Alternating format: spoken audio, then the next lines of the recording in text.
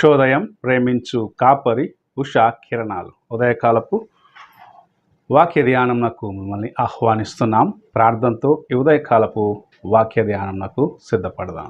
ప్రార్థన. మమ్మల్ని మిక్కిలిగా ప్రేమిస్తున్న పరలోకపు తండ్రి, ఈ ఉదయకాల సమయానికై వందనములు స్తోత్రములు చెల్లించుకుంటున్నాం. ఈ ఉదయకాల సమయమున నీ కృపచేత మమ్మల్ని సజీవులుగా ఉంచి ఈ ఉదయకాలంలో నీ వాక్యం వినుటకు అనుగ్రహించిన నీ కృప కొరకు వందనాలు చెల్లించుకుంటూ, ఈ సమయమున నాతోనూ కార్యక్రమం వీక్షిస్తున్న ప్రతి ఒక్కరితోనూ మీరు మాట్లాడమని యేసు పరిశుద్ధ నామమున అడిగి వేడుకుంటున్నాను పరమ తండ్రి, ఆమెన్. ఈ ఉదయకాలపు వాక్య భాగము కీర్తనల గ్రంథము 33వ అధ్యాయము 11వ వచనమును చదువుకుందాం. యెహోవా ఆలోచన సదాకాలము నిలుచును, ఆయన సంకల్పములు తరతరములకు ఉండును.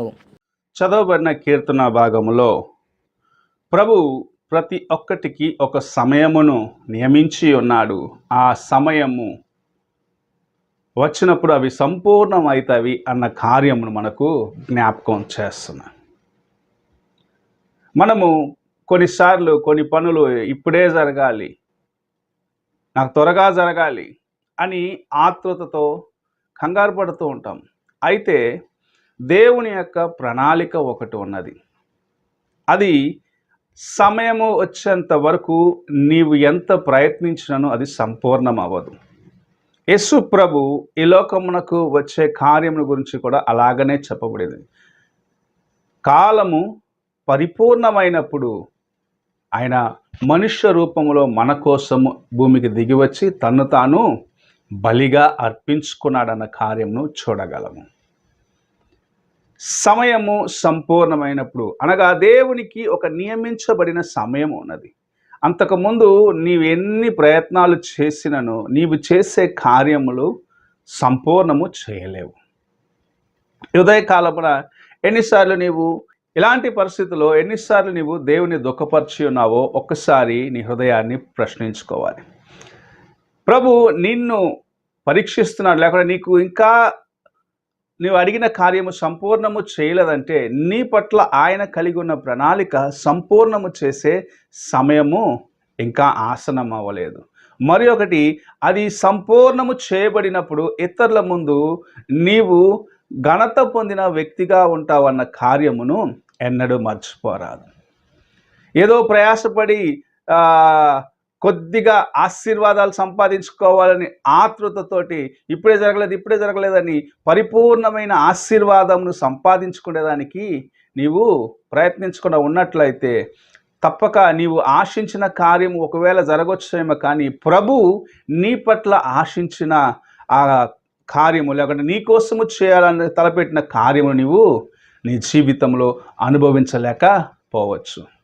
ఈ ఉదయకాలమున ప్రభు నిన్ను తన యొక్క చిత్తమును ఎరిగి ఓపికతో వేచి ఉండమని ఆహ్వానిస్తూ ఉన్నాడు.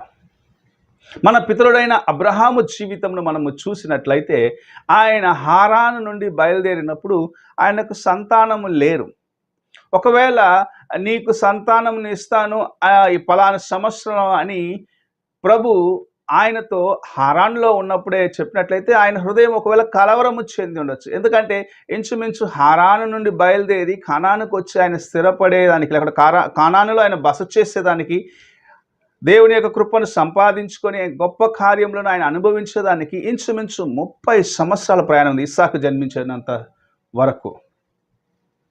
ఈ 30 సంవత్సరాల్లో ఆయన ఎన్నిసార్లు తన హృదయంలో కలవరము చెంది ఉంటాడో మనము చూసినట్లయితే అప్పటికే ఆలస్యం అయిపోయిందని చెప్పేసి సారా తన యొక్క పనికత్తిని లేకపోతే తన యొక్క దాసిని అబ్రహాముకు ఇవ్వటం మనం చూస్తూ ఉన్నాం. అలాగే అనేకమైన కలవరములు జరిగి ఉండవచ్చు. అయితే ప్రభు చెప్పిన కార్యము, యెహోవా ఆయనకు వాగ్దానము చేసిన కార్యము సంపూర్ణము చేసినాడు. తగిన సమయమున సంపూర్ణము చేసినాడు.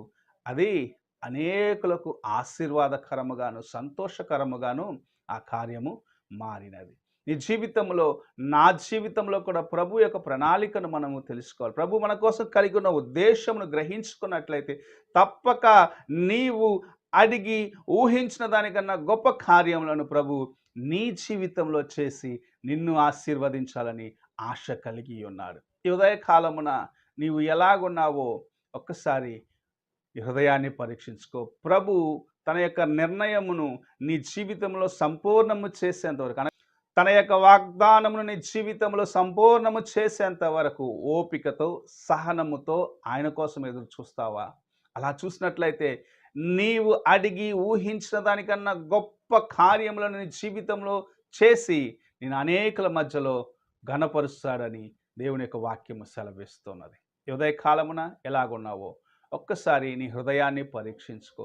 ప్రభు తన కృప నీకు సంపూర్ణము చేసేదానికి ఆయన నిర్ణయము స్థిరమైనదని గ్రహించుకొని ఆయన కోసము వేచి ఉండి ప్రభు సమయం వచ్చేంత వరకు ఓపికతో ఉన్నట్లయితే నీవు గొప్ప కార్యములను నీ జీవితంలో అనుభవిస్తావు. ఇతరులకును నీ జీవితం ద్వారా ప్రభు చేయటం చూడగలవు. ప్రార్థన చేసుకుందాం.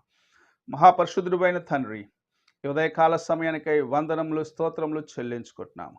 మేము నాయన నీవు నియమించిన సమయం వరకు ఓపికతో, సహనముతో ఎదురు చూసే కృపను దయచేయమని వేడుకుంటాం. మా యొక్క అవసరతలను బట్టి మేము తొందరపడి ఏ విధమైన బలహీనతకు గురి అవ్వకున్నట్లుగా నీ కృపను దయచేసి నీవే మమ్మల్ని ఆశీర్వదించమని యేసు పరిశుద్ధ నామమున అడిగి వేడుకుంటున్నాను పరమ తండ్రి. ఆమేన్. తండ్రి అయిన దేవుని ప్రేమ, కుమారుడైన క్రీస్తు కృప, ఆదరణకర్త అయిన పరిశుద్ధాత్మక సహవాసము ఇప్పుడు ఎల్లప్పుడూ తోడై ఉండి సదాకాలము నడిపించును గాక. ఆమేన్.